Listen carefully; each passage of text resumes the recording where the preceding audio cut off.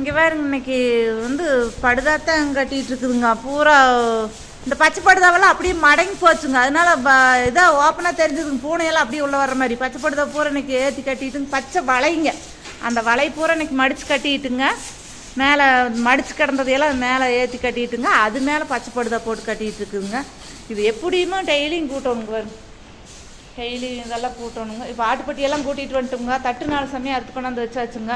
இப்போ தான் இந்த படுதா கட்டுறக்கு வந்து கட்டிகிட்டு இருக்கிறாங்க. நீ அவி கட்ட நாங்கள் ஊரணும் இது கூட்டிகிட்டு அப்படியே கைக்கு படுதா கம்பி இதெல்லாம் எடுத்து வச்சுங்க. இன்றைக்கி பொம்பளையால் ஆம்பளையால் எல்லாம் வந்துருக்குதுங்க.